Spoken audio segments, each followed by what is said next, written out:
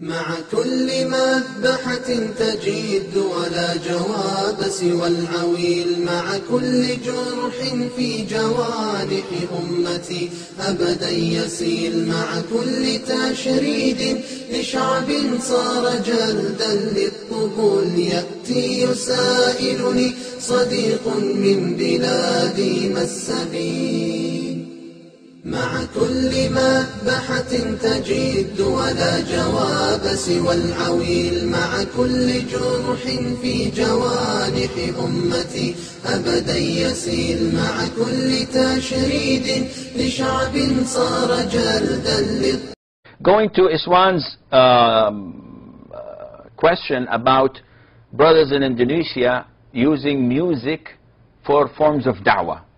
So is this permissible in Islam or not? First of all, we have to know the ruling in Islam over music. Now, why would someone say music is haram? Everybody likes music. Everybody enjoys music. Everybody enjoys singing and dancing and being cheerful. So why would someone say it's haram?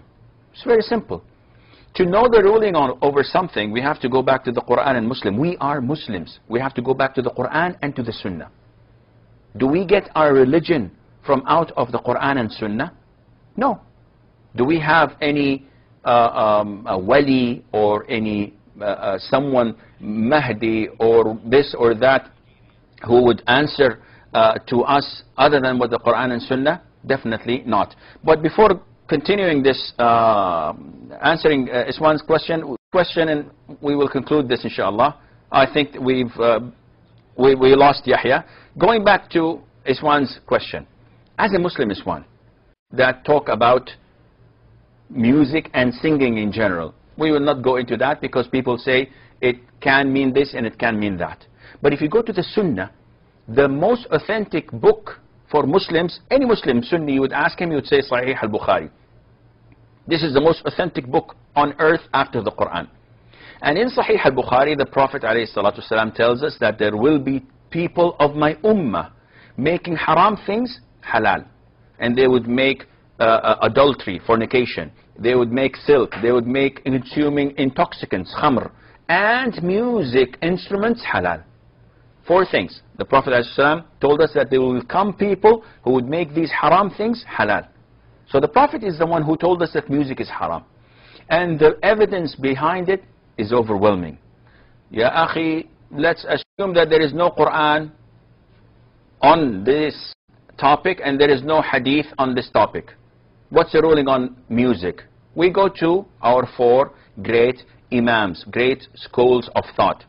We find that the consensus of the school of thought of Abu Hanifa, of Al-Imam Malik ibn Anas, Al-Imam Muhammad ibn Idris al-Shafi'i, Al-Imam Ahmad ibn Muhammad ibn Hanbal, the 4 schools of thought, and you definitely, and the people of Indonesia, are one of them.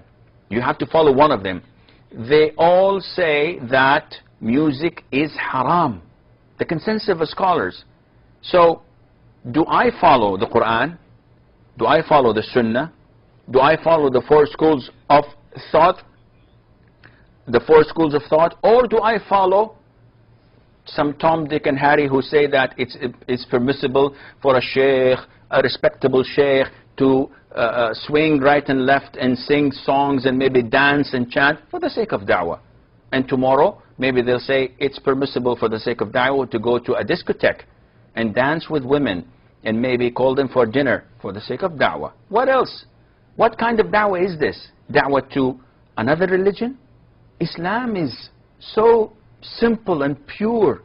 Islam is your connection with Allah Azza wa Jal. It cannot be misled. You cannot mislead people and misguide people through what only the sheikh says. Simon says music is halal. Simon says it's okay to dance women and men together. It's okay to mix. It's okay to handshake. And it's okay to do this and that. And everything goes against Islam. What else is Islam? That is why we have to be careful of those who claim to be scholars or to be students of knowledge, who divert people from following the Quran Sunnah and ask people to only follow themselves. This is not Islam. All individuals evaporate in front of the Quran and Sunnah. They all dissolve in the Sharia. We only glorify the Quran and the Sunnah. And believe me by Allah, if music was halal, I would be the first to listen to it, and I'll be the first to play it even. But it's haram. And there is no doubt, none whatsoever, on this topic and on this issue. I believe we